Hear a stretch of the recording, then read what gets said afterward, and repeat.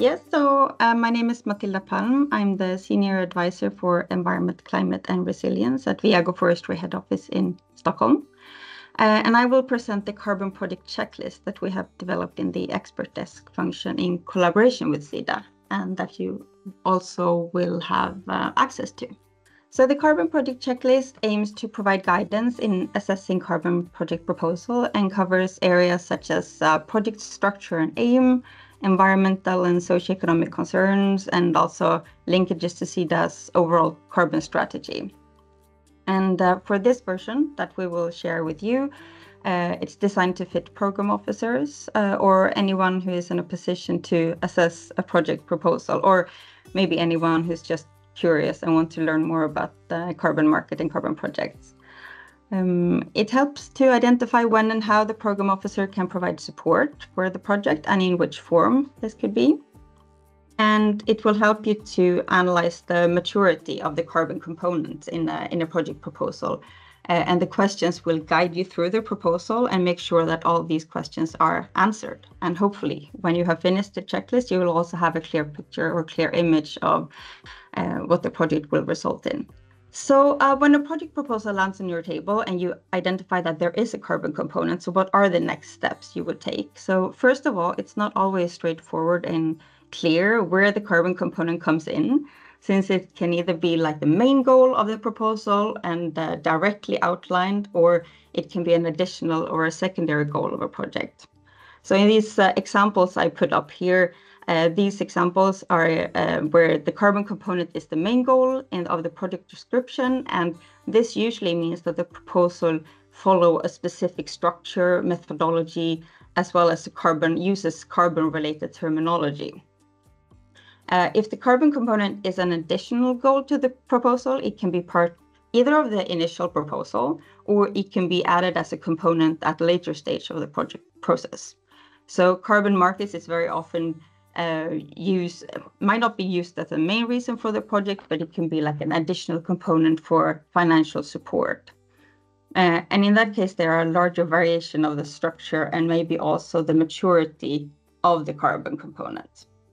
But in any way, the proposal needs to be assessed, and this is where the checklist can play an important role. And it should be remembered that all carbon projects will be different. So there will be different goals, they will be covering different sectors and include different stakeholders, but all can be assessed and categorized within by using targeted questions. So I will give you a quick sneak peek of the checklist, what it includes, but try not to go into much detail because I know we're very short on time. And the structure of the checklist is divided in different parts, where the first one focuses on the project focus and concept. So it's important to understand which sector the project will focus on, and also which activity within the proposal or the proposed project that will generate carbon credits. So this could be either agriculture related, like soil, agroforestry, livestock. It could be forest related, for example, conservation, reforestation, afforestation. Energy, very common, so energy related, like high efficiency cooking stoves, renewable energy efficiency, and so on. And there are also other sectors that might pop up, but it's important to know because all of these have different standards and different methodologies, and they will have different effects of the communities, obviously. So you also want to identify if the climate mitigation and the creation of carbon credit is the main purpose of the project. Or if the main focus is something else, such as development activities, increasing productivity, livelihood improvement, for example, or financial revenues like value chains, market developments, or other environmental goals, such as biodiversity improvement or soil health, for example. You will also want to identify what kind of support the project is seeking from you and for which part of the project. So will the support be directly linked to the generation of carbon credits, or will it be focusing on another part of the project? And this can, of course, impact your level of engagement or how they fit with Sida's carbon strategy. It will help you identify which partners or actors or stakeholders are involved in the project and which ones are mentioned or suggested by the project proponent. And these questions can seem quite basic, but it's important to evaluate the project maturity level. So has the project developer a clear idea what carbon project entails?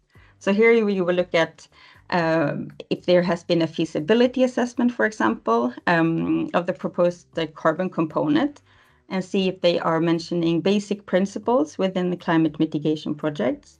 These are, for example, you have heard them throughout this day, but additionality, baseline, leakage, permanence, and so on.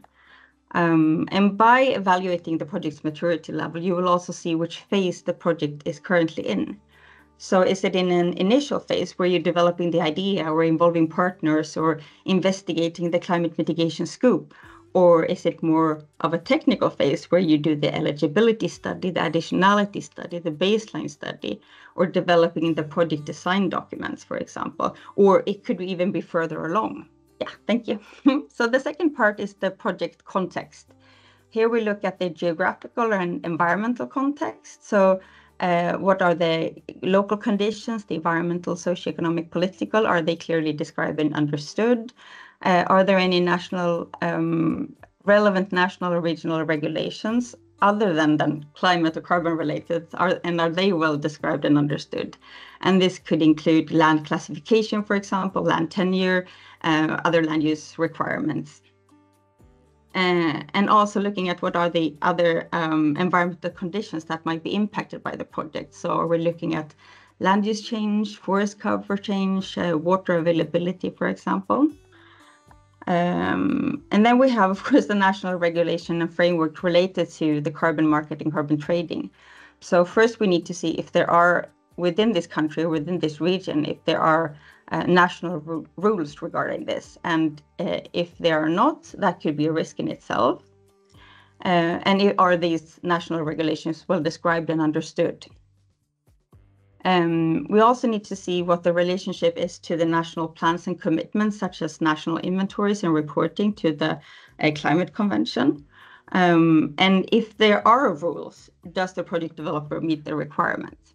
And the third part of the structure of the checklist is to look at social risk and benefits.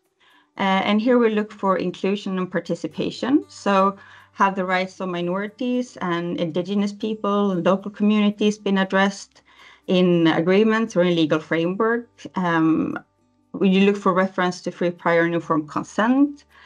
Rights issues, super important. So have the affected communities been consulted and participated in the development of the program? And these also include people who don't have formal titles to the land, which is very often the case. Have they been included even though they might not be the legal owner of the land or having the land use right, but still might be using the land in practice? And how is the project dealing with the issue of carbon rights? So who has the right to the carbon sequestered?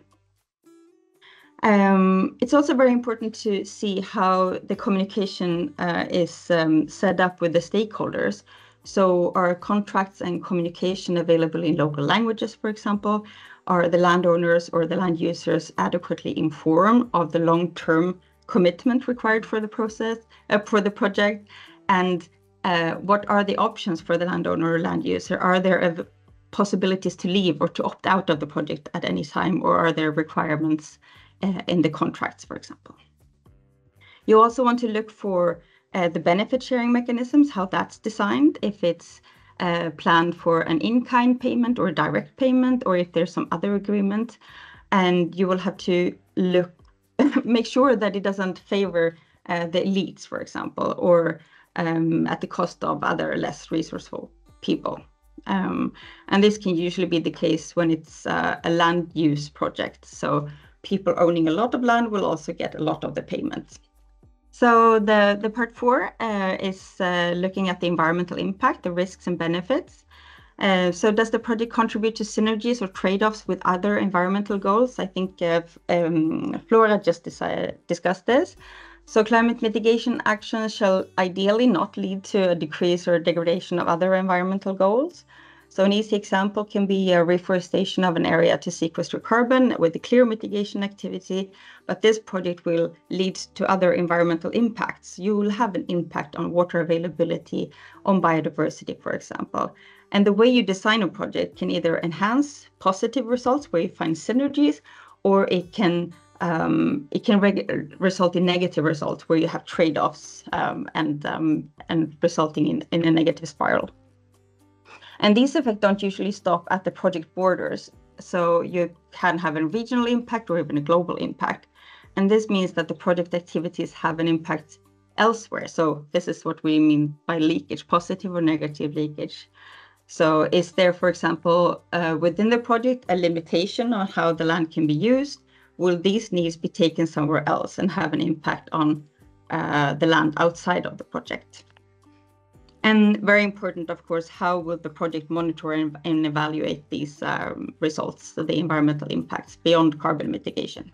So this is the last part of the checklist, so additional consideration. And this is where we look at the capacity of the project developer. Do you have a long-term engagement in the country or in the area? And have you worked with the affected communities before? Does the proposal analyze the time aspect of the program or the project? So Carbon Project, as we have heard, is a long-term commitment, and especially if this is a land-based project with sequestration in biomass and soil. And this time frame might be longer than many development programs usually have, and this might depend on the support provided. So this needs to be handled. And this is also where we look into the question of carbon standard and principle for good practices. So does the project developer work with the standard for high integrity projects, gold standard, Plamivo, Verra, for example? And does the project understand the requirement of a third-party verification? And we have also talked, of course, about the UNEP High Integrity Market Initiative. So you want to see that this is discussed in the project proposal. It's also very interesting to see if they have an idea of the end user of the carbon credits. So who owns the carbon credits or the reduction rights, and how are the benefits shared between the involved parties? Do you have an investor? Do you have a project developer? This is very important to see where the decision-making is lying. Also interested to see if there is a thought about intended buyer and what the purchase agreement might be looking like. And is there an approach in place to control the buyer? Like, can you control how they are used and what you are compensating? What are you using the climate credit for, the carbon credit for? This is also related to the secondary market, or if you retire credits when they're sold and so on. And finally, of course, when all these questions are answered, you want to identify if the project goals can be synchronized with the goals of the donor, and in this case, SIDA. So hopefully the questions will lead you to a conclusion of sorts.